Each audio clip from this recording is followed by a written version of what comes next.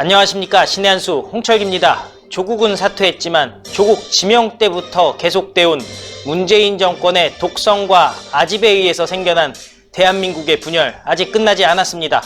앞으로의 정치권 그리고 조국 사태에 대한 전망을 알아보는 시간을 오늘 갖도록 하겠습니다. 국내 정치 그리고 국제관계 분야의 최고의 전문가인 자유한국당 최고위원을 지낸 이재용 강동을 당협위원장이 나와 있습니다. 안녕하십니까? 안녕하세요. 예, 오랜만에 뵙습니다. 제가 원래 화요일 아침 11시 그 생방에 같이 나오잖아요. 그렇죠. 근데 요즘에 그 지역에서는 이 어르신 잔치들이 굉장히 많아요. 네. 그래서 거기 가서 인사드리느라고 엊그제 못 참여했는데, 그래도 어제였구나. 예, 예. 그런데 오늘 이렇게 불러주셔서 감사합니다. 아닙니다. 하루만 빠져도요. 네. 제가 사실은 화요일 방송에서는 이재용 의원을 굉장히 좀 의존하는 부분이 있어요. 왜냐면 아주 촌철살인이기 때문에. 아유, 별 그런데 말씀을. 빠지니까 너무 허전하고 또 시청자 여러분들도 어디 가셨냐고 물어봐가지고 네. 저희가 좀 진땀 그래요? 뺐습니다. 예. 신청장들은 오히려 저한테 그러는데, 아니 그렇게 잘하고 열심히 하는 젊은 사람들 사이 껴가지고 뭐하냐 나한테 그런 얘기도 누가 하더라고요. 들으면 이재용 의원 나이 많은 줄 알겠어요. 그러니까요. 그래서 저도 젊습니다. 뭐 이렇게 얘기를 하고 우스갯소리로 넘어가는데, 네. 네. 하여튼 뭐 다시 불러주셔서 다시 한번 감사의 아예 말씀드리겠습니다. 저희가 감사합니다. 네. 자, 조국 사퇴했습니다. 네.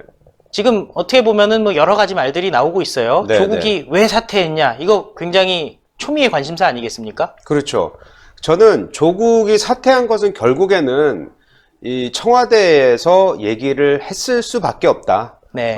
지금, 이거잖아요. 문재인 정권이 출범을 하면서 문재인 정권이 국민한테 했던 약속 중에 하나가 뭐였냐면 나라다운 나라 만들겠다. 근데 그 안에는 무엇이 있었느냐? 새로운 정치, 뭐 이런 것들을 약속을 했었단 말이죠. 근데 우리가 지금까지 2년 반이 지나면서 느낀 건 뭐냐? 별반 다른 거 없다. 변한 거 없다. 당신이 얘기한 나라다운 나라는 거짓말이었다. 지금 이런 얘기들이 지금 나오고 있습니다. 그 뜻은 뭐냐면 시스템을 바꾸지 못했다는 것이에요. 그 뜻은 뭐냐? 과거에도 그랬고 지금에도 그랬고 조국 장관을 내려앉혔던 그 핵심의 힘은 결국엔 청와대에서 나왔다. 이렇게 네. 볼 수 있는데 그럼 왜 청와대가 이 시점에서 그렇겠느냐? 그거는 아마 청와대가 제가 그 얘기를 들었어요. 지난주부터 굉장히 청와대에서 바쁘게 움직였다. 여론조사를 하고 또 각계 사람들을 만나면서 의견 수렴을 굉장히 바쁘게 지난주에 했다고 하더라고요. 네. 아마 그 과정 속에서 여론이 굉장히 악화되고 있다는 것을 이제 피부로 느끼기 시작했을 거고 또 월요일 아침에 여론조사가 나왔는데 당시 뭐 리얼미터 여론조사였던 것 같은데 예. 뭐 역대 최악으로 나오지 않았습니까? 대통령 지지율이. 예. 아마 그것이 트리거가 돼서 네. 조국 사태를 얘기를 하지 않았나.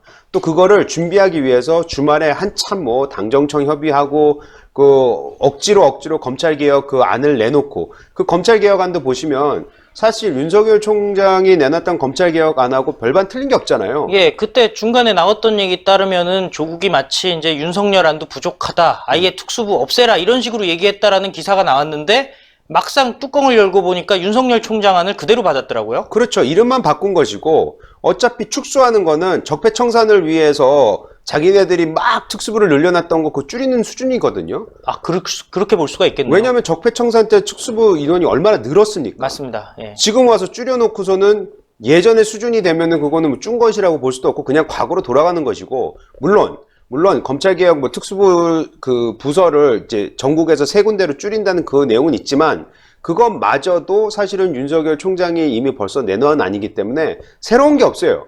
새로운 거 없는데 본인들은 마치 뭐 뮤직비디오 같은 거 비전문하게 만들어가지고 마치 이것이 자기네가 뭐 고안해낸 아주 신선하고 새롭고 뭐 굉장히 뭐 앞서 나가는 개혁적인 것을 갖고 나온 것처럼 이렇게 또 포장을 하려고 했던 모습 그런 것들을 다 보면은 조국을 사퇴하게 하려는 이런 일련의 일들이 소위 말하는 뒷작업이 있었구나라는 네. 게 보이기 때문에 저는 결국에 그런 걸 드라이브할 수 있는 힘을 가지고 있는 데는 청와대밖에 없다. 결국에 그 뜻은 문재인 대통령의 뜻이 담겨 있다. 이렇게 저는 봅니다. 사실 생각해보면요. 서초동에서 이렇게 촛불 집회가 생겼을 때 네. 여당 쪽에서는 굉장히 고무된 부분도 있었지 않습니까? 그렇죠. 그런데 갑자기 또 촛불도 더 이상 안 한다라는 그런 보도도 나왔고요. 갑자기 그 촛불 동력, 특히 조국 같은 경우는 그거에 굉장히 의미를 부여했던 것 같은데 막상 이렇게 도움이 안 됐나 보죠? 그게 이런 거예요. 저희가 이제 2년 반 전에, 3년 전에, 그때 촛불이 있을 때는 좀 새로운 거였잖아요. 네. 그 정도 규모의 사람들이 나와서 광장에 모여서 촛불을 든 적을 우리가 요 근래에 들어와서 본 적이 없었단 말이죠. 네. 어찌 보면 당황스러운 부분이었기도 했고, 어찌 보면은 그것에 끌려갈 수밖에 없는 모습이었습니다. 근데 요번에 촛불은 이미 벌써 그런 학습 효과가 있단 말이죠. 예. 뿐만 아니고 촛불만 나왔으면 모르겠는데 촛불보다 더 많은 배에 가까운 사람들이 광화문으로 나오지 않았습니까? 예. 그렇기 때문에 자신들이 원했던 촛불, 그 숫자로 보여줬던 그런 동력을 과거와 같이는 만들어낼 수 없었던 것이 사실로 드러난 것이고, 또 그거에 얹혀서 자신의 그 뭐라 그래야 될까, 그 장관직을 유지하려고 했던 조국마저도 어찌 보면은 해봤는데 이게 소위 말해서 여론에서 먹히지 않은 거죠. 왜냐하면 그렇게 얘기하고 나서 여론조사가 나왔으면 그래 조국 당신이 더 해라 뭐 이렇게 바뀌어야 되는데 오히려 더 아니야 하지마라는 여론이 더 늘어났잖아요. 그렇기 때문에 이것으로서는 동력을 삼을 수 없다라는 판단을 했던 것 같습니다. 예, 정말 여론이 결정적이었다라고 볼 수가 있는 것 같은데 지금 앞으로 민주당에서는 어떤 스탠스를 취할 것 같습니까? 민주당에서는 이걸 굉장히 빨리 털어내려고 하는 모습이 보여요, 사실. 24일, 그러니까 24일이 아니죠. 엊그제. 예. 엊그제 조국 장관이 사퇴를 한 이후에, 조국이 사퇴한 이후에 검찰 개혁으로 굉장히 빠르게 이게 전환이 됐단 말이죠. 예. 민주당 뭐 대표들, 그 다음에 지도부, 청와대뿐만 아니고 모든 그 진영에 있는 사람들이 검찰 개혁에 대해서 지금 굉장히 세게 나가고 있단 말이죠. 그러니까 그 모습 속에서는 조국을 털어냈으니 참 다행이다라는 것도 담겨 있고, 이제 빨리 조국이라는 것에서 뛰어넘어서 다른 이슈로 전환하려는 그런 움직임이 지금 보이고 있습니다. 근데 어떻게 보면 검찰 개혁하면 그동안 조국표 검찰 개혁이 아주 강조가 되어 왔기 때문에 검찰 개혁 얘기하면 할수록 조국이 더 생각나지 않을까요? 그러니까 그 부분이 저도 이게 어찌 보면 자신들이 발등을 스스로 찍은 거나 마찬가지인데, 그 서초동 얘기로 돌아가 보면 그 서초동에서 가장 많이 들고 있었던 피켓 중에 하나가 뭐냐면 조국 수호 검찰 개혁이었단 말이죠. 예. 국민들은 벌써 검찰 개혁은 검찰 개혁대로 하고 조국은 사퇴하라라는 게 여론이었는데, 그것이 국민들의 요구였는데, 굳이 자기네들이 조국 수호와 검찰 개혁을 묶어서 주장을 했었단 말이죠. 예. 그러니 방금 말씀하신 대로 조국 수호는 실패한 거지 않습니까? 네. 그럼 검찰 개혁은 어떻게 되는 겁니까? 그것도 실패할 수밖에 없지 않을까요? 한 묶음으로 되면은 조국 한묶음으로 실패가 자기네가 만들어 버렸잖아요. 그러네요. 네, 그러니까 스스로 자기네의 그 논리에서 이렇게 반대되는 상황으로 지금 간 거죠. 그러니까 소위 말해서 스텝이 꼬였다. 이렇게 볼 수가 있는 것이고, 지금 검찰 개혁 관련한 것도 얘기를 들어보면은 조국이 내놨던 검찰 개혁이라는 부분은 대통령 영으로서 가능한 부분들이 많아요. 예.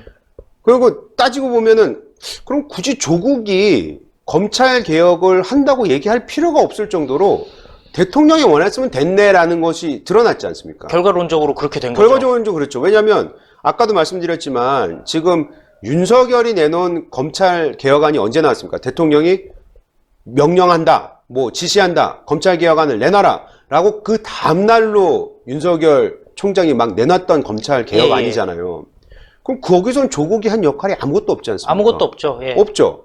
그렇다면 결국에 이들이 얘기하고 주장하는 검찰 개혁안이라는 핵심은 어디 있냐? 바로 공수처법과 검경 수사권 조정인데, 예. 그건 국회 법안이거든요. 뭐 그러네요. 이런 다른 타 방송에서도 이런 얘기를 많이 했기 때문에 굳이 우리가 뭐 깊게 들어갈 예. 필요는 없다 하더라도 결국에 검찰 개혁의 핵심은 국회에서 일어나야 되는데, 국회에서 하는 것이 뭐 조국이 할 수 있는 것입니까? 아니지 예. 않습니까? 그래서 검찰 개혁을 제대로 자기네가 원하는 대로, 아니면 우리가 봤을 때도 타당한 부분은 국회에서 이제 일어나야 되기 때문에 그거는 별개 이슈라고 생각합니다. 예. 그런데 보면요, 이번에 조국 사태가 대한민국 안에서만 이렇게 관심 있는 게 아니라 뭐 세계적으로도 관심을 많이 끌었다고 하는데, 어쨌든 그 국제관계 전문가시니까 네. 어떻게 보시나요? 지금 그 블룸버그에서 그 뉴스를 좀 크게 다뤘어요. 예. 매우 의미심장하고 그 제목 자체가 의미심장했고 그 내용도 어찌 보면 마음이 아픈 그런 내용이었는데, 뭐였냐면 지금 이 조국 사태를 보면서 광화문에 나왔던 우리들의 그 시민의, 우리 국민의 그 목소리를 보면서 이것이 박근혜 전 대통령 때 탄핵된 모습하고 매우 흡사하다. 예. 이런 류의 지금 그 기사를 냈고, 그 기사가 많이 인용이 되고 있습니다. 그리고 외국에서 블룸버그면은 뭐 다 읽으니까요. 예, 예.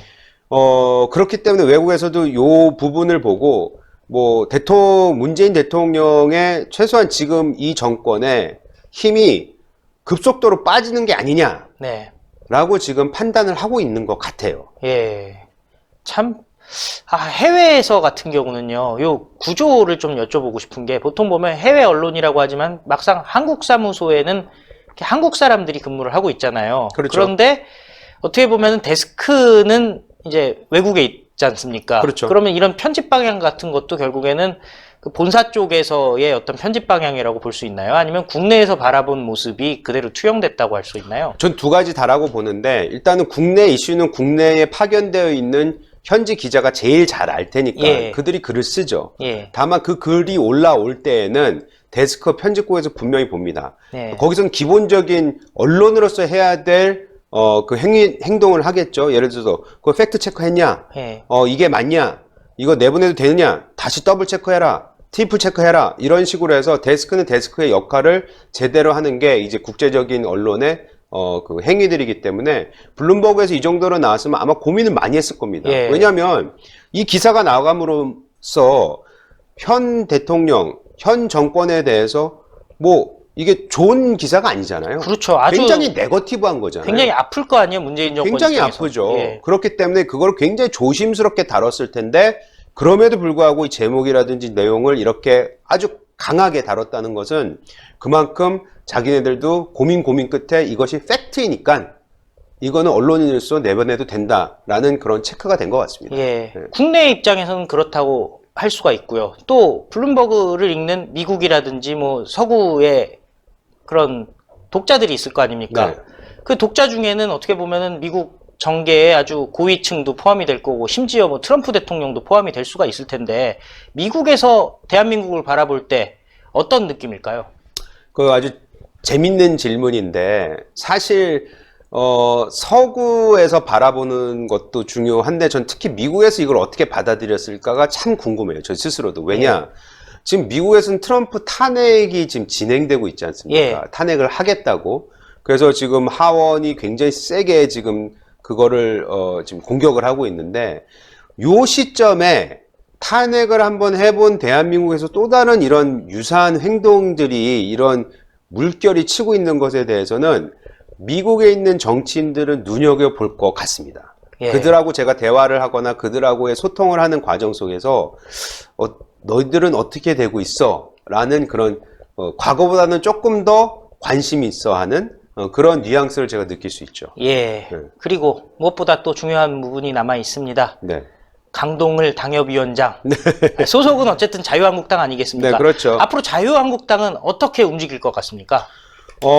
일단 자유한국당은 지금 조국 사태로 인해서 그럼 조국 이슈가 없으니까 어떻게 할 거냐 이런 질문들을 많이 하세요. 네.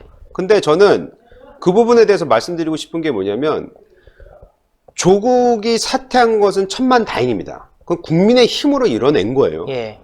근데 조국 사태가 만약 한 달 전, 그러니까 뭐 아니면 임명을 아예 안 했더라면은 여기까지 오지 않았겠죠. 그렇죠. 국론 분열이 여기까지 안 왔겠죠. 네. 근데 그 과정 속에서 이 정부가, 이 여권이 국민의 의견을 무시한다 라고 생각한 시점부터 제가 봤을 때 한 보름 전이라고 생각을 하고 있는데 보름 전부터는 조국 사퇴만을 요구하는 게 아니었고 문재인 정권에 대한 규탄이 굉장히 세졌습니다. 그렇죠. 예. 그렇기 때문에 조국은 사퇴했으나 지금 문재인 정부에 대한 규탄에 대한 그 열기는 그건 쉽게 사그러질지 않을 것 같습니다. 네. 오늘도 지금 그 어떤 모 신문에서 나왔던 대통령 지지율이 나왔는데 조국 사태는 엊그제였는데 오늘 나온 이 여론조사에 의하면은 대통령 지지율은 자기네가 했던 그 여론조사 중에서 가장 최저치로 나왔단 말이죠. 예. 그러니까 조국이 사퇴했다고 해서 국민들이 그거를 다 용서하고 그걸 잊고 살겠다고 말씀하시는 게 아니고 그렇게까지 요구했는데 그렇게까지 안 들어준 이 정부에 대한 이 정부에 대한 불만은 계속 터져 나올 것 같고요. 또 조국도 뭐 장관직은 관뒀지만 지금 계속해서 수사는 진행되고 있지 않습니까? 네. 그 부분들이 계속 나오면 거기에 대해서 국민들은 또 반응을 할 것이고요. 여러 가지로 제가 봤을 때는 이거는 쉽게 끝날 일이 아니다. 자유한국당도 사실 이번 주 토요일 그 광화문에서 다시 모이기로 지도부에서 결정을 내렸거든요. 그래서 이런 그 국민들에게 계속해서 우리가 잘못된 부분에 대해서 함께 하겠다는 모습을 보여줘야 되는데, 다만 저는 한 가지 꼭 이제 그 우리가 해야 되는 것이 뭐냐면 이걸 뛰어넘긴 뛰어넘어야 돼요. 무엇을 뛰어넘냐?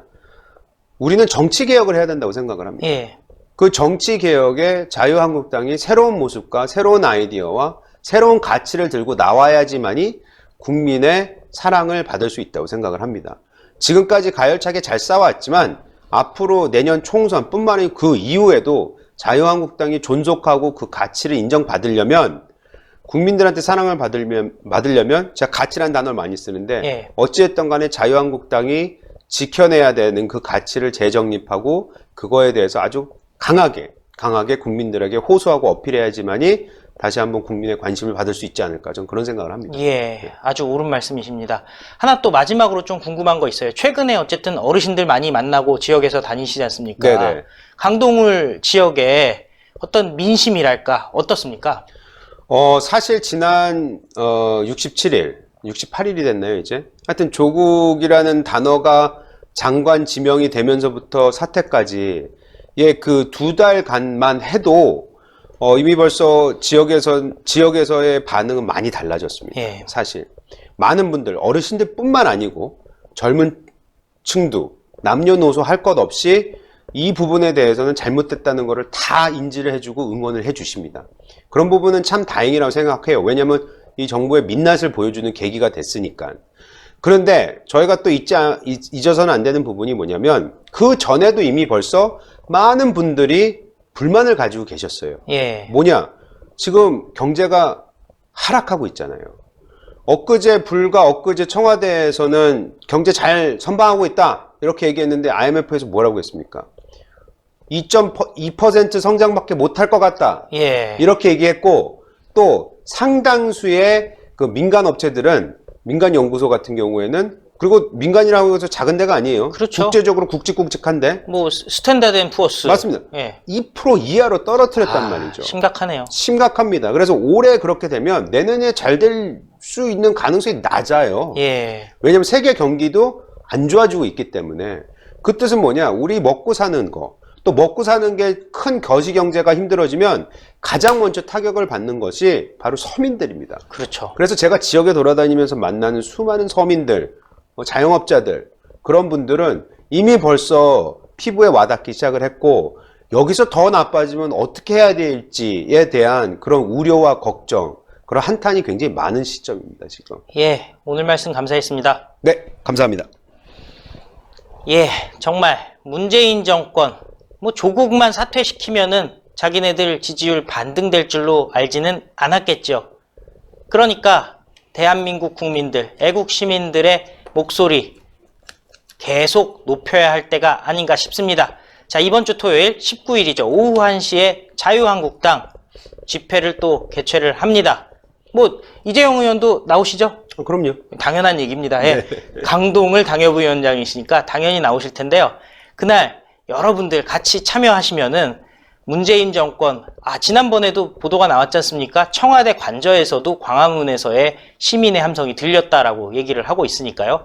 문재인에게 우리의 메시지를 정확히 전달해야 할 것 같습니다.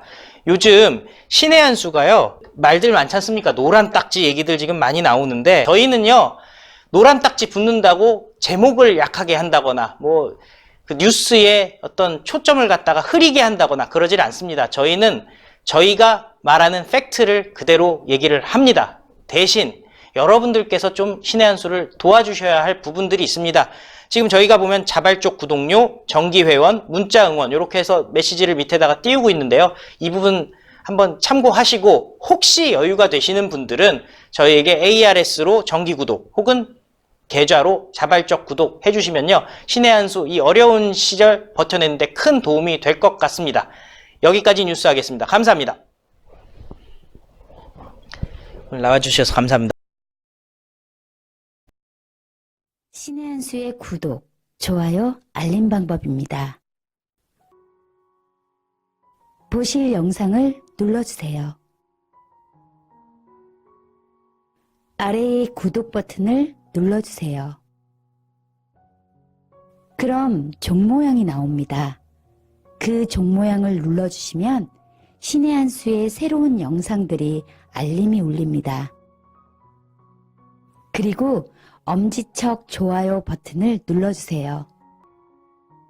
여러분의 구독, 좋아요 버튼은 신의 한 수에 큰 힘이 됩니다. 댓글로 여러분의 많은 의견도 듣고 있습니다. 응원의 댓글도 부탁드립니다.